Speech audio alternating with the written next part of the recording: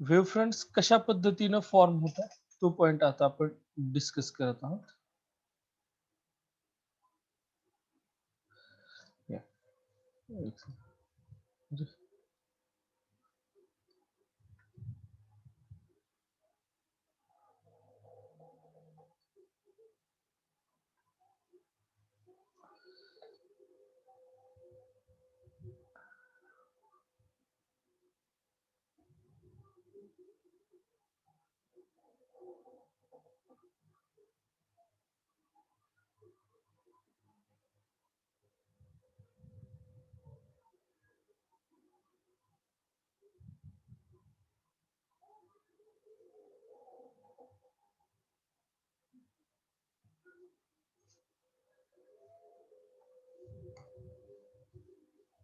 एक मिनिट चलत नाही.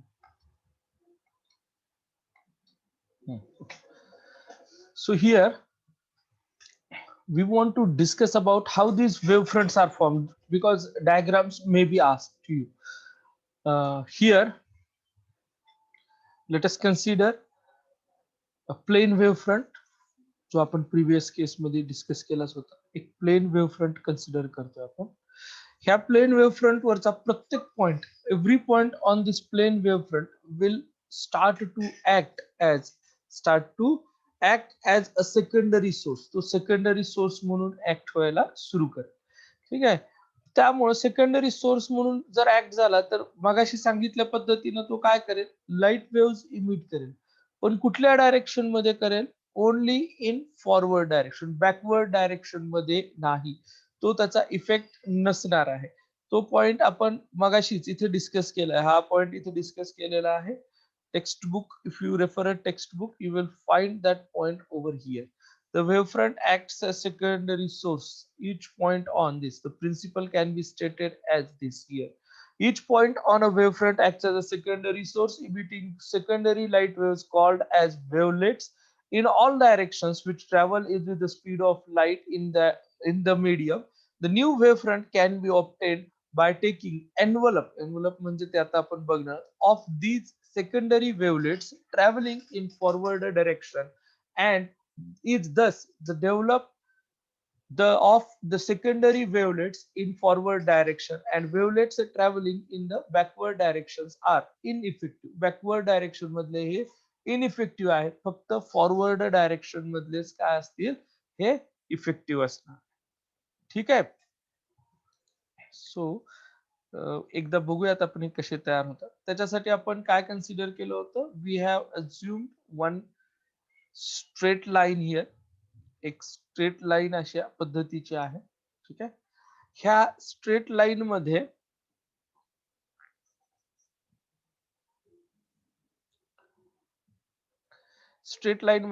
वेगवेगळे सोर्सेस इथं असणार आहे. हे जे सोर्स आहे, फॉर एक्झाम्पल हा इथं एक सोर्स असणार आहे.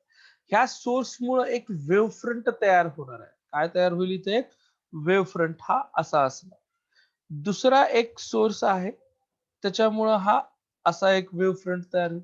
तिसऱ्या सोर्स साठी हा असा एक वेव्ह फ्रंट तयार होणार आहे. चौथ्यासाठी सुद्धा हा असा तयार होईल. पाचव्यासाठी हा असा तयार. आता एक गोष्ट लक्षात ठेवा की ह्याच्यामध्ये जे बॅकवर्ड डायरेक्शनचे आहेत, हे जे आहेत, हे कसे सांगितलेत? इनइफेक्टिव्ह सांगितलेले. These are not effective wave fronts. So we have to assume only in forward direction. मग हे जे फॉरवर्ड डायरेक्शन मधले वेव्ह फ्रंट्स आहेत, त्यांचा जो हा जो आहे, ह्या सगळ्या वेव्ह फ्रंट्सला आपण एक टँजंट ड्रॉ करायचा. Now this is the new wave front. हा काय झालाय? न्यू वेव्ह फ्रंट तयार झाला. हा नवीन वेव्ह फ्रंट तयार झाला. आता ह्याच्यावरचा एक सोर्स, एक पॉइंट हा सोर्स म्हणून ऍक्ट होईल अशा पद्धतीने प्रत्येक पॉइंट इथं. आणखीन सेकंडरी केस मध्ये, दुसऱ्या केस मध्ये आणखीन त्या ठिकाणी काय होतील? वेव्ह फ्रंट्स फॉर्म होतील. फॉर एक्झाम्पल हा असा तयार झाला. ठीक आहे. हे असे वेव्ह फ्रंट्स फॉर्म होते, ज्याच्यासाठी आपण आणखीन एक जर स्ट्रेट लाईन म्हणजे टँजंट्स ड्रॉ केले, तर ते टँजंट्स आता कसे दिसतील किंवा कसे असतील? हे टँजंट हे असे असतील. आता हाही काय आहे, न्यू वेव्ह फ्रंटच आहे. पण अशा पद्धतीनं लाईट काय होते, wave front to wave front ही पर्टिक्युलर एका डायरेक्शन मध्ये काय करत असणार आहे, ट्रॅव्हल करत असेल. ह्या डायरेक्शन मध्ये ती काय करत असते, ट्रॅव्हल करत असणार आहे ह्या पर्टिक्युलर डायरेक्शन. ठीक आहे. सो असे हे वेव्ह फ्रंट्स फॉर्म होत जातात, ज्याच्यामध्ये आपण हे बॅक साइडचे जे वेव्ह फ्रंट्स आहेत किंवा जे पॉइंट्स आहेत यांना आपण काय करत चाललोय, निग्लेक्ट करत चाललोय. त्यांना आपण काय करत चाललेलो आहोत, निग्लेक्ट म्हणजे ते त्यांचा इफेक्ट बॅकवर्ड डायरेक्शन मध्ये किंवा बॅक साइडच्या डायरेक्शन मध्ये नाहीये. These are active only in the forward direction. ते फक्त आणि फक्त फॉरवर्ड डायरेक्शन मध्येच ऍक्ट असतील किंवा त्यांचा इफेक्ट फॉरवर्ड डायरेक्शन मध्येच असणार आहे. Okay, so this is how wave fronts are form. ह्या अशा पद्धतीने इथं काय आहेत, हे वेव्ह फ्रंट्स फॉर्म होतात. आता हे जे सेकंडरी बघा, इथं सेकंडरी वेव्ह फ्रंट्स असं सांगितले, these are secondary wave fronts. हे wave front after time T, म्हणजे हा जो प्लेन दिसतोय तो एक वेव्ह फ्रंट. आणि हा ए बी आणि ए डॅश बी डॅश हे प्लेन वेव्ह फ्रंट्स आहेत. तर हे जे कर्व्स इथं दाखवलेले आहेत, these are secondary wave fronts. पण हे कसे आहेत, स्फेरिकल वेव्ह फ्रंट्स. ठीक आहे.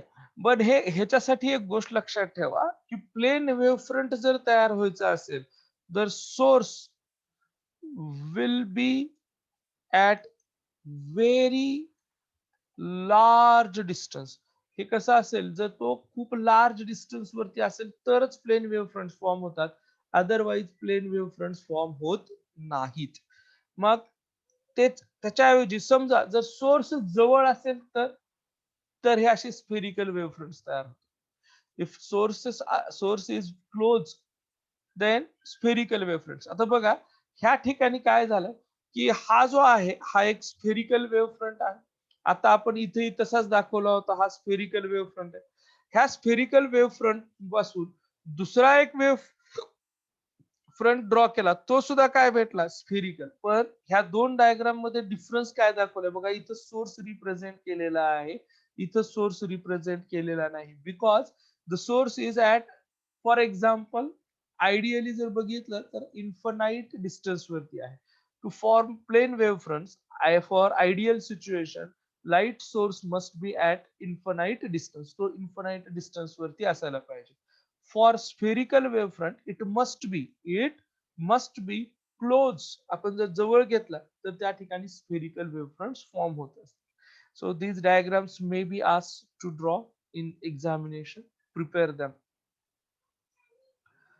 Next point that we are going to discuss is about reflection of light. ह्या चॅप्टर मध्ये रिफ्लेक्शन आणि रिफ्रॅक्शन आहे, but as per new syllabus only reflection is in the syllabus. रिफ्लेक्शनचा जो पार्ट आहे तो फक्त सिलेबस मध्ये आहे. ओके, बरोबर आहे का स्वरूप? रिफ्लेक्शनचा पार्ट नाही आहे ना, सॉरी, रिफ्लेक्शनचाच पार्ट आहे ना? रिड्यूस केल्यामध्ये म्हणतात का सर? हा, रिड्यूस मध्ये रिफ्लेक्शन आहे का रिफ्रॅक्शन आहे? माझ्या एक माहिती. मिनिट बघून सांगतो सर. हो, सांगा सांगा.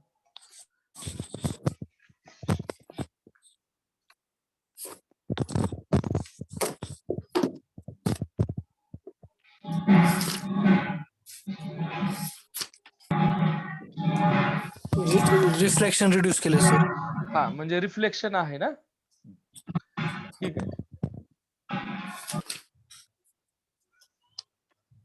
आणि पोलरायझेशन एक रिड्यूस केलं. बर बर, ठीक आहे, ठीक आहे. सो ह्या इथं आपण हे डिस्कस करणार आहोत. हा पार्ट जो आहे तो reflection of a light. Here reflection of light जो आहे त्याच्यामध्ये आपण फर्स्ट लाईटची रे तर अज्युम करणार. मग अशी मी सुरुवातीला सांगितलं होतं की लाईटचा जो रे आहे तो लाईट वेव्ह स्ट्रेच झाल्यानंतर वेव्ह फॉर्म होतोय.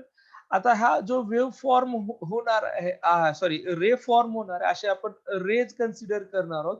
पण ते ऍक्च्युअली वेव्ह फ्रंटच्या फॉर्म मध्ये ट्रॅव्हल करतात. पुन्हा एक वेळेस रिपीट करतो, जे आपण इथं रिफ्लेक्शन हा पॉइंट डिस्कस करतोय त्याच्यासाठी लाईटचे रेज ट्रॅव्हल करतात, रेज.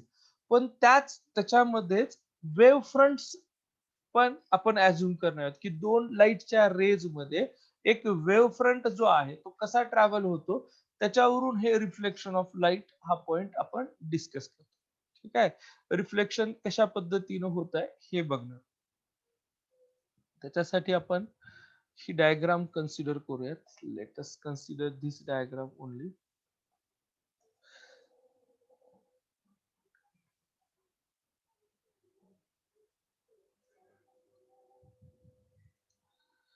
एक सेकंड झूम करूयात.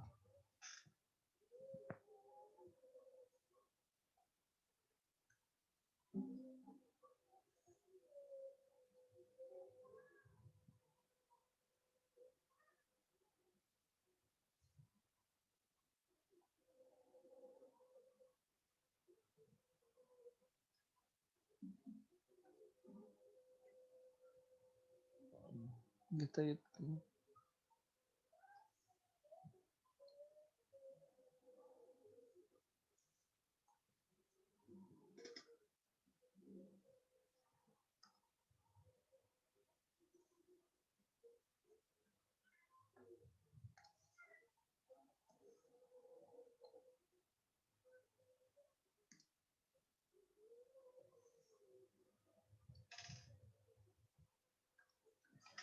तर ही डायग्राम आहे आपली. ह्या डायग्राम वरतीच आपण डायरेक्टली डिस्कस करतो. सो हिअर हा एक सरफेस असेल. ह्या सरफेसला आता हा रिफ्लेक्टिंग सरफेस आहे म्हणून आपण अशा पद्धतीने रिप्रेझेंट करतो. दिस इज अ रिफ्लेक्टिंग सरफेस. ह्याचं नाव काय दिलेलं आहे, एम असं दिलेलं आहे. I hope you know the reflection. Reflection म्हणजे काय, लाईट ज्या वेळेस एका मीडियम मधून ट्रॅव्हल होते आणि ती एका मीडियम वरती पडल्यानंतर सेम मीडियम मध्येच नंतर ट्रॅव्हल करते. कुठल्या मीडियम मध्ये ट्रॅव्हल करत आहे ती, it is travelling in the same medium only. This is called as a reflection. Refraction मध्ये काय होतं, लाईट एका मीडियम मधून जात असताना दुसऱ्या मीडियम वरती पडते, म्हणजे त्या बाउंड्री कंडिशनला किंवा त्या बाउंड्रीच्या पॉइंटला ती काय होते, दुसऱ्या मीडियम मध्ये जाताना तिची डायरेक्शन थोडी चेंज होते. That is called as refraction. Here light ray travels from one medium, it will incident on that medium and gets reflected in the same medium. Same medium मध्ये जात असेल तरच तिथे काय आहे, हे रिफ्लेक्शन असणार आहे. ठीक आहे. So let us assume that this is a light ray. ह्या इथे एक लाईट रे ट्रॅव्हल करत आलेली आहे. ही अशा पद्धतीनं ट्रॅव्हल करत आली. त्यानंतर हा जो आहे इथं आपण एक नॉर्मल ड्रॉ करणार आहोत. दिस इज अ नॉर्मल हिअर. हा एक नॉर्मल आहे. आता ही लाईट रे जी इन्सिडेंट झाली ती रिफ्लेक्ट होते. ती काय होईल इथून, ही रिफ्लेक्ट होईल. मी ड्रॉ करण्याचा प्रयत्न करतो, अँगल्स मध्ये स्लाइटली चेंजेस होऊ शकतात. तर हा जो आहे इथला, this is called as angle of incidence. This is called as angle of reflection. Okay. So light is a travel करत इथपर्यंत येत आहे. ह्या पॉइंटला आपण नाव ए पॉइंट असं देऊयात. ए पॉइंट वरती ती लाईट काय होत आहे, incident.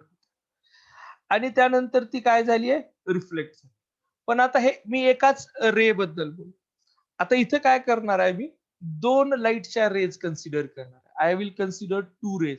So one ray I have shown here. ही जी आहे इथं ही एक आहे. Similarly there is this another light ray. Second.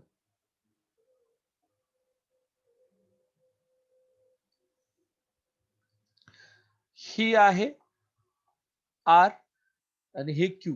So Q आणि आर च्या मध्ये एक वेव्ह फ्रंट ट्रॅप झाला. ह्या दोन रेज अशा ऑब्लिकली पडतात. लक्षात ठेवा, रिफ्लेक्शन साठी ऑब्लिक इन्सिडन्स खूप महत्वाचा. ऑब्लिकली इन्सिडेंट होत आहे. आता ह्या वेळेस होईल काय, की ही जी आर जी रे इथं पडली ती ह्या डायरेक्शन मध्ये रिफ्लेक्ट होत आहे. सिमिलरली ही जी क्यू जी रे इथं पडेल ती सुद्धा काय होईल, ह्या एका डायरेक्शन मध्येही रिफ्लेक्ट होऊन जाणार. नाऊ ह्याचा अर्थ काय, जो ह्या दोघांमध्ये येणारा जो वेव्ह फ्रंट आहे. बरं असू, वेव्ह फ्रंटच्या ऐवजी आपण असं म्हणूयात की लाईट ट्रॅव्हल करताना we have considered light travels in the form of wave fronts. Light ही वेव्हफ्रंटच्या फॉर्म मध्ये ट्रॅव्हल करत इथपर्यंत येत आहे. हे जे वेव्हफ्रंट आहे, हा पॉइंट जर तुम्ही बघितला आर आणि क्यू ह्या दोघांपैकी आर जो आहे तो ए पॉइंट वरती किंवा एम एन सरफेस वरती आधी पडणार आहे. So it will start to reflect. हा काय करेल? रिफ्लेक्ट करायला सुरुवात करेल. कशापेक्षा? ह्या पॉइंटला आपण नाव देऊयात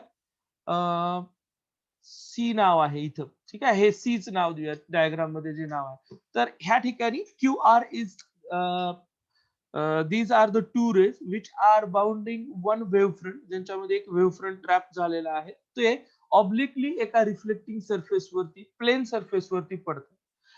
ऑब्लिकली पडत असल्यामुळं आर जो रे आहे तो ह्या प्लेन सरफेस वरती थोडा आधी पडेल. आधी पडल्यामुळं काय होईल की ह्याच्यामधून इथला जो ए पॉइंट आहे it will act as a secondary source and it will emit light rays in the forward direction only. As च्या खालच्या बाजूला दुसऱ्या मीडियम मध्ये जाण्याचा रस्ता नसल्यामुळे ते काय होतात? ह्या डायरेक्शन मध्ये ट्रॅव्हल करतात. आता बघा, हा आर इथे येऊन ए पॉइंट वरती आदळला. त्याच्यानंतर काय होतं की असे वेव्ह फ्रंट म्हणजे वेव्ह ट्रॅव्हल करायला सुरुवात होते ह्या डायरेक्शन मध्ये. ठीक आहे, ही वेव्ह त्या डायरेक्शन मध्ये ट्रॅव्हल होईल. म्हणजे हे अशा अशा पद्धतीने वेव्ह ट्रॅव्हल होत आहेत. आणि त्याच्यापैकी एक वेव्ह फ्रंट जो आहे तो इथं दाखवला ह्या डायग्राम मध्ये. तो वेव्ह फ्रंट आपण घेणार. Okay, so there is this wave front. तिथं तो एक वेव्ह फ्रंट आहे. त्या वेव्ह फ्रंटचा आपण विचार करूया. आपल्याला तो व्यवस्थित घेता येणार नाही, हाफ पार्ट काही.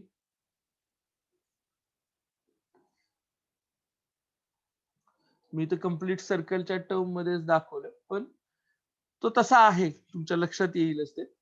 तर हा एक वेव्ह फ्रंट आहे. आता ह्या वेव्ह फ्रंटला म्हणजे आता हा वेव्ह फ्रंट ड्रॉ करताना मी काय कंडिशन टाकलेली की ज्या वेळेस हा वेव्ह फ्रंट ई पॉइंट पर्यंत पोहोचणार आहे, कुठल्या?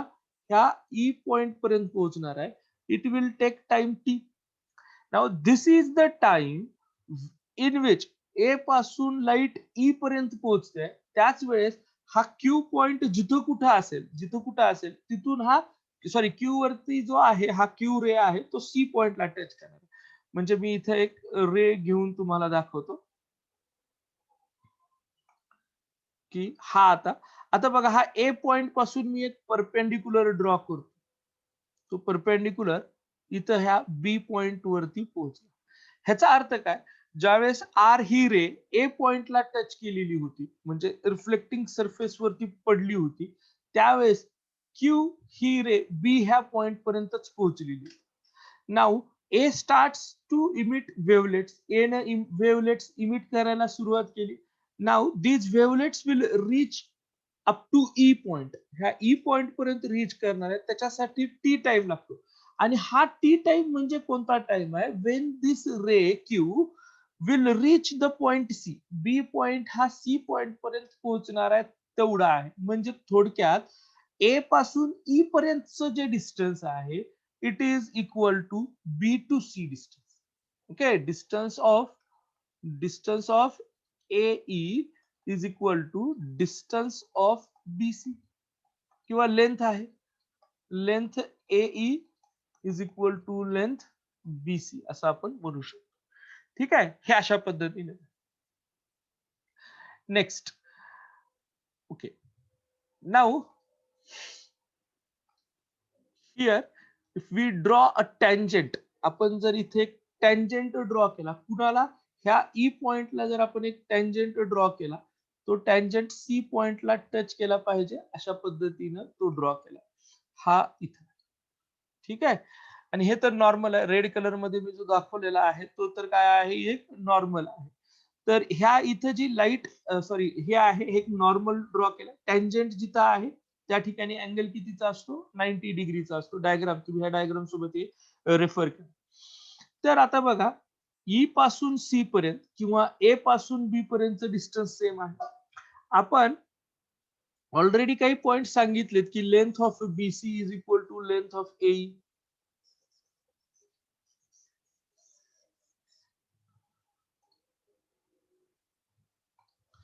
Okay, so if we have these triangles. आता ओके, अँगल्स सांगायचे राहिले, पहिल्यांदा अँगल्स सांगून घेतो मी.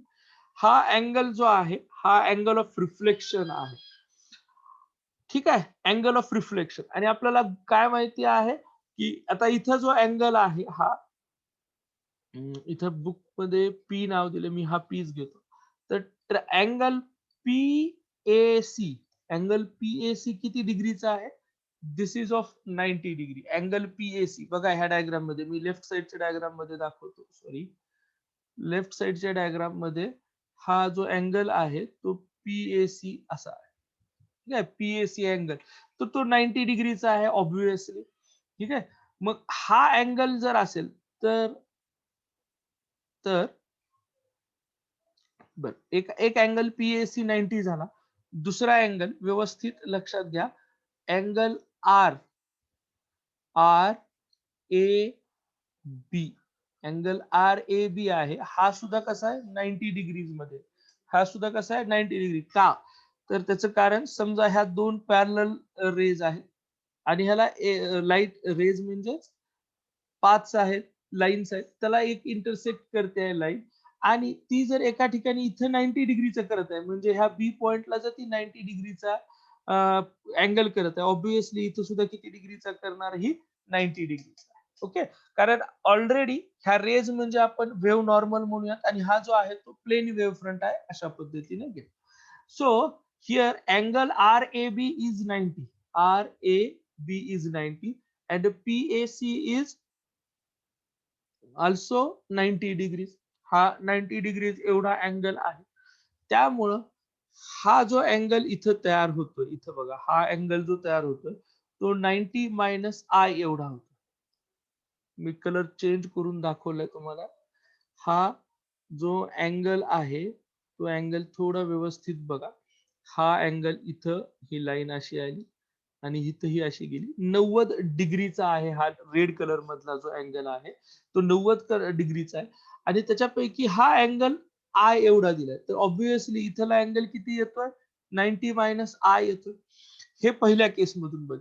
दुसऱ्या केस मधून आपल्याला काय लक्षात येईल की हा पीएसी जो अँगल आहे, पीएसी, त्याच्यामध्ये हा जर 90 मायनस आय असेल, ठीक आहे, 90 मायनस आय एवढा जर अँगल असेल पीएसी मधला, आणि हा जो आहे तर हा अँगल काय येतो 90, हा जर 90 मायनस आय आहे तर हा आय एवढा अँगल येईल. ठीक आहे, this angle will becomes I. Okay, tilted right angle triangle आहे. हा सरळ इकडे टिल्ट केला की हा अँगल आय ने शिफ्ट होतो, ह्या नॉर्मल सोबतचा. इथला अँगल किती आहे? 9 आय आहे, आणि ह्या दोघांमधला अँगल 90 आहे. हा जर आपण आर ला ह्या पी कडे आणलं तर हा असा तयार होतो 90 चा, म्हणजे तो अँगल ही 90 येतो. तो अँगल सुद्धा काय येत आहे? 90 डिग्रीचा अँगल येणार. ठीक आहे, 90 डिग्रीचा अँगल इथं असणार. 90 डिग्रीचा अँगल जो दाखवलाय, म्हणजे तो मी इथं अजून एक वेळेस हा असा 90 डिग्रीचा, तो ह्या डायरेक्शन मध्ये टिल्ट केला चाललाय, आणि तो कुणाच्या पॅरलल येतोय? आरच्या. इथून आर पी पर्यंत जातोय, तर किती अँगल ट्रॅव्हल करून चालला? आय. म्हणजे हा इथून इथपर्यंत किती अँगल गेला पाहिजे? आय एवढाच गेला पाहिजे. थोडं सिंपल आणखी करून सांगितलं. ठीक आहे, म्हणजे हा अँगल आपला जो हा अँगल आहे तो किती, कोणता येतो? अँगल ऑफ इन्सिडन्स येत आहे. तो अँगल कोणता येतो? अँगल ऑफ इन्सिडन्स येणार आहे. ठीक आहे, जर तो अँगल ऑफ इन्सिडन्स येत आहे,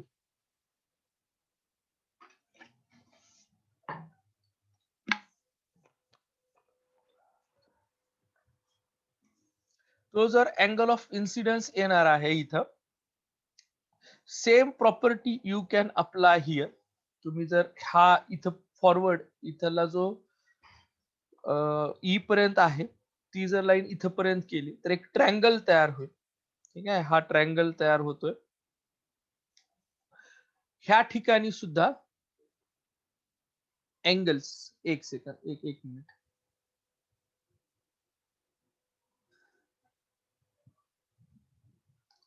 so you will get this angle as small r. हा अँगल ऑफ रिफ्लेक्शन इथं आपल्याला मिळत असेल.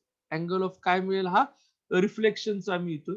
तो कसा सांगणार, की इथं बघा हा एक ट्रायंगल आहे किंवा हा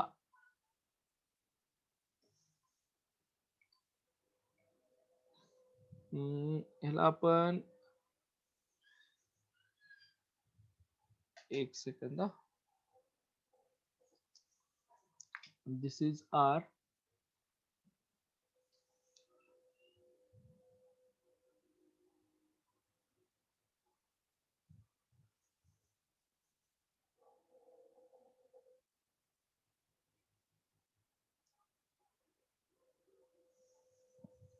हा.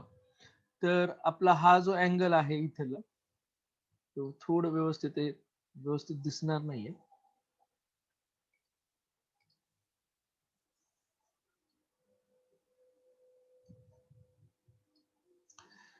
दिस अँगल ओव्हर हिअर, हा अँगल जो दिसतोय, मी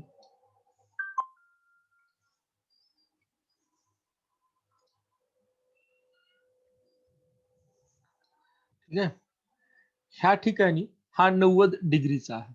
ठीक आहे, तो जर 90 डिग्रीचा असेल तर हा जो अँगल आहे 90 मायनस आर एवढा येणार आहे. ठीक आहे, आता अझ्युम करा कोणता ट्रायंगल, हा हा इथला अझ्युम करा, जो मी इथे रिप्रेझेंट करतोय. थोडा कलर चेंज करून हा इथून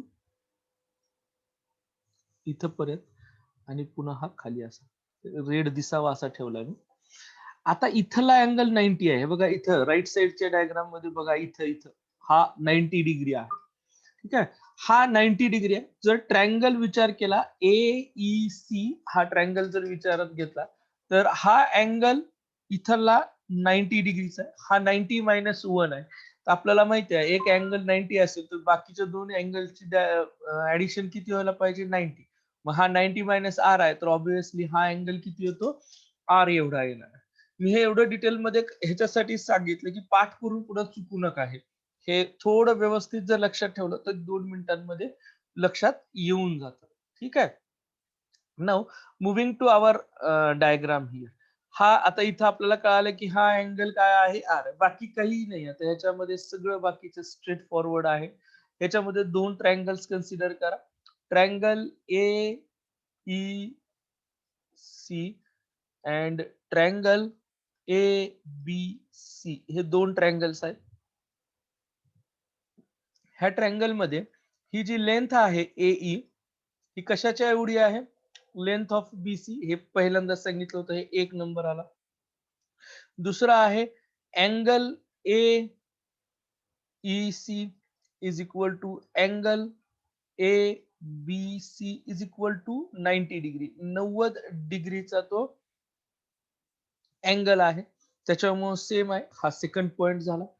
आणखीन एक पॉइंट मी सांगितला होता, जी लेंथ आहे इथं AC, हा दोन्हीसाठी कॉमन आहे. AC ही साइड काय आहे, दोन्हीसाठी सेम आहे. त्यामुळं हे जे दोन्ही ट्रायंगल्स आहेत, हे ट्रायंगल्स काय होतात, कॉन्ग्रुएंट ट्रायंगल्स होतात. हे दोन्ही काय होतात, कॉन्ग्रुएंट ट्रायंगल्स होतात. आणि ह्या दोन कॉन्ग्रुएंट ट्रायंगल्स मध्ये जर आपण अँगल BAC आणि जर अँगल ECA जर घेतले, तर हे दोन्ही काय येतात, इक्वल येतात. आणि हे BAC म्हणजेच अँगल कोणता आहे, आय. आणि हा जो अँगल ECA आहे, तो अँगल आर एवढा असणार.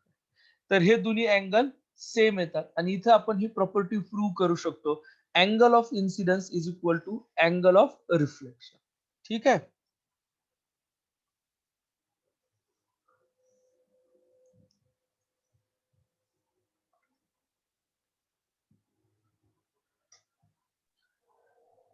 सर हा बोला.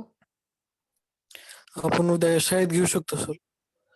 तिथं येऊ दे ना झालेत, काल मी गेलो होतो तर येऊ दे ना झालते की. नाही सर, आता मी 2-3 जण जॉगिंग करताना बघितले सर इकडं.